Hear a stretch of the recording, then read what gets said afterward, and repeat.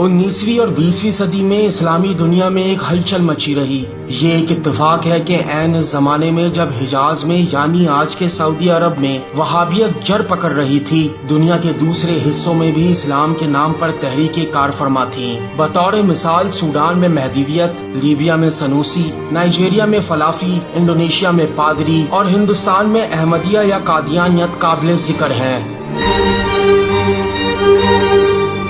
حجاز میں وہابیت کی تحریک کے نتیجے میں پیدا ہونے والی افراتفری میں مغربی طاقتوں نے ایک نیا فتنہ کھڑا کر دیا۔ برطانیہ اور فرانس نے عربوں کو دھوکہ دے کر شام، عراق، فلسطین اور اردن کو باہم تقسیم کر دیا۔ جب عبدالعزیز ابن سعود کو اطمینان ہو گیا کہ برطانیہ کی طرف سے کوئی مزاحمت نہ ہوگی تو نجدیوں نے حجاز پر حملہ کر دیا۔ آل سعود نے برطانیہ حکومت کی مدد سے مکہ اور مدینہ پر اپنا تسلط قائم کیا۔ اس نے سب سے پہلے سرزمین نزول وحی و قرآن حجاز و مکہ کے نام کو تبدیل کر کے اپنے نااہل باپ سعود کے نام پر سعودیہ رکھ دیا۔ 1936 میں سلطان ابن سعود نے حجاز پر اپنی حاکمیت کا اعلان کر دیا۔ عبدالعزیز ابن سعود اور محمد بن عبد الوہاب کے اتحاد سے مسلمانوں کے مرکز یعنی آج کے سعودی عرب اور کل کے حجاز میں وہابیت نے قبضہ کر لیا۔ وہابیت کی روح سے اسلام میں قبر پر سائبان، چھت، قبہ، گنبد بنانا جائز ہی نہیں بلکہ کفر اور زیارت قبور کے لیے جانا ناجائز ہے۔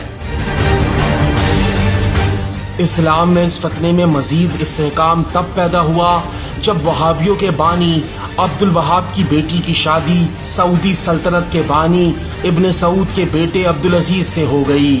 اس کے بعد دونوں کے درمیان اور مضبوط روابط قائم ہو گئے۔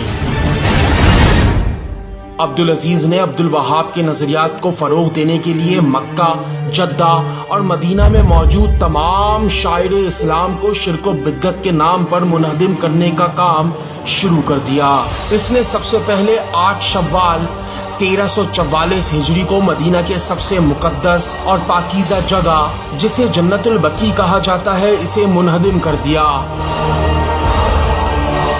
انہدام کے نتیجے میں رسول اللہ کی بیٹی کی قبر کو مسمار کر دیا گیا۔ مقدس قبروں پر بلڈوزر تک چلائے گئے۔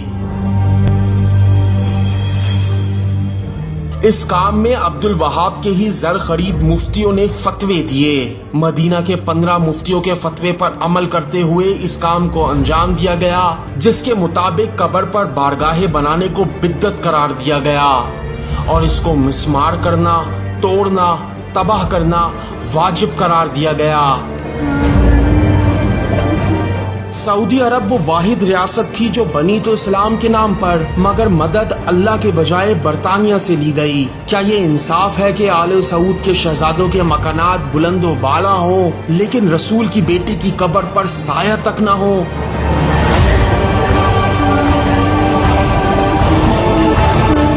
انہدام جنت البقیع کو آل سعود نے ایک مذہبی مسئلہ بنا کر پیش کیا جبکہ یہ ایک سیاسی مسئلہ تھا جس کا مقصد تھا مسلمانوں کو مقدس ہستیوں سے دور کرو تاکہ ان پر حکومت کرنا آسان ہو جائے۔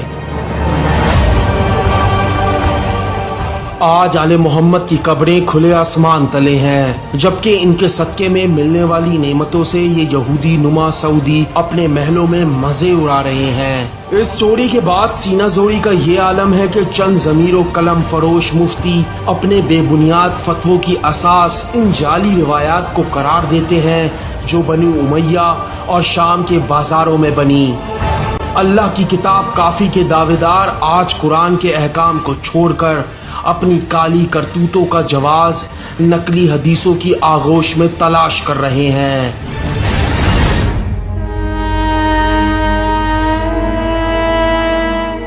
آج بھی رسول اللہ کی بیٹی کی قبر نوحہ کنہ ہے۔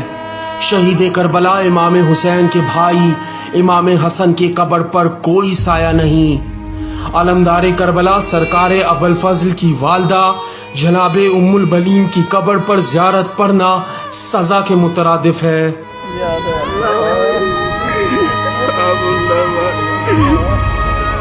امام حسین کے فرزند امام سجاد کی قبر آل سعود کے ہاتھوں قید ہے۔ امام جعفر صادق کی قبر کو ہاتھ تک نہیں لگایا جا سکتا۔ امام حسین کے پوتے امام حسن کے نواسے امام باقر مسلمانوں سے سوال کر رہے ہیں کہ کیا یہی ہے اجر رسالت؟ حضرت علی کی والدہ فاطمہ بنت اسد کی مرکد اللہ سے مسلمانوں کے اس عمل پر شکایت کر رہی ہے۔